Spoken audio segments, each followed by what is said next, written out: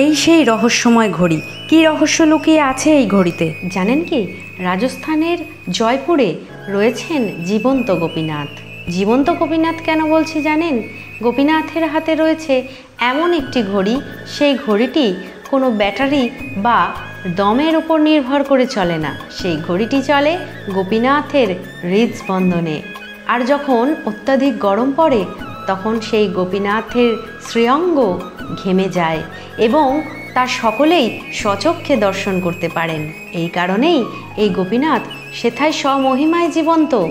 তাহলে আসুন দেরি না করে জেনে নিই এই জীবন্ত গোপীনাথের লীলা কথা। নমস্কার, আপনাদের সকলকে স্বাগত জানাই। আশা করি সকলেই খুব ভালো আছেন। তাহলে আজকে সর্বপ্রথম জেনে নেব জীবন্ত গোপীনাথ রাজস্থানে কিভাবে এলেন।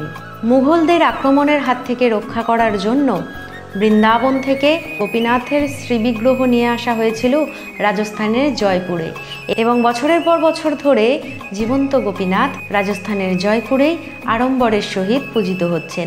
বহু দূর দূরান্ত থেকে ভক্তগণ আসেন নিজের মনস্কামনা নিয়ে, এবং গোপীনাথের কৃপায় ভক্তগণের মনস্কামনাও পূর্ণ হয়। বিশ্বাস আছে যারা এই মন্দিরে পুজো দিতে আসেন তারা কেউ খালি হাতে ফেরেন না। গোপীনাথের হাতে রয়েছে একটি ঘড়ি, যেই ঘড়িটি চলে গোপীনাথের হৃদস্পন্দনে।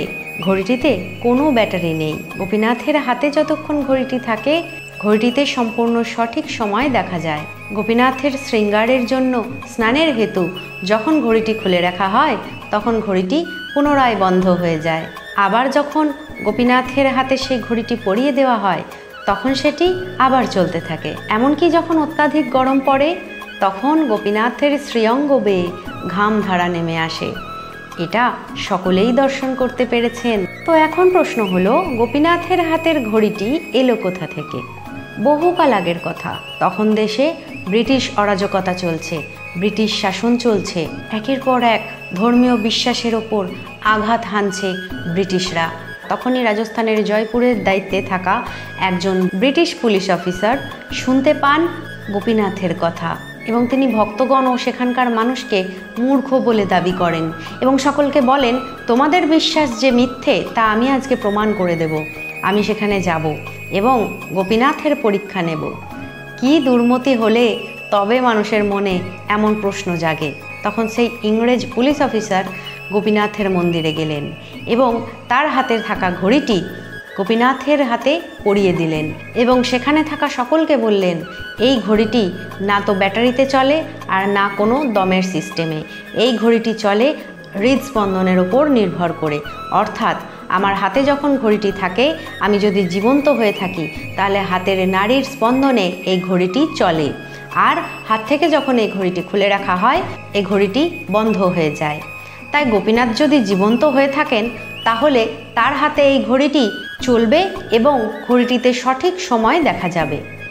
আজকেই প্রমাণিত হয়ে যাবে তোমাদের গোপীনাথ সত্য নাকি মিথ্যা। তখন সেই ইংরেজ পুলিশ অফিসার গোপীনাথের হাতে ঘড়িটি পরিয়ে অপেক্ষা করতে থাকলেন। কিছু সময়ের মধ্যেই সেই ঘড়িটি চলা শুরু হলো এবং সঠিক সময় দেখানো শুরু করলো। সেই ইংরেজ অফিসার আশ্চর্য হয়ে গেলেন এবং তার সারা শরীর ঘামতে থাকলো এবং জ্ঞান হারিয়ে সেখানেই মাটিতে লুটিয়ে পড়লেন। তারপরে মন্দিরের পূজারীগণ, মন্দির কর্তৃপক্ষ যখন চোখে মুখে জলের ছিটা দিয়ে ইংরেজ অফিসারের জ্ঞান ফিরিয়ে আনেন, তখন সেই ইংরেজ অফিসার হাত জোর করে গোপীনাথের সম্মুখে দাঁড়িয়ে পড়েন এবং বলেন, সত্যিই ভগবান এখানে স্বমহিমায় জীবন্ত। তার কারণ আমার হাতের এই ঘড়িটি, আর এই অদ্ভুত দর্শনের সৌভাগ্য আমার হয়েছে। তাই আমি ভক্তি ভরে আমার হাতের এই ঘড়িটি গোপীনাথকে উৎসর্গ করলাম। এই বলে একরাশ ভক্তি বিশ্বাস নিয়ে সেই ইংরেজ অফিসার সেখান থেকে চলে যান। তারপর সেই সময় থেকেই গোপীনাথের হাতে সেই ঘড়িটি এখনও বর্তমান, এবং ঘড়িটি সঠিক সময় দেখায়। এমন নয় যে সেই ঘড়িটি বন্ধ হয়ে আছে বা ঘড়িটিতে ভুল সময় দেখা যায়। ঘড়িটিতে এখনও সঠিক সময় দেখা যায়।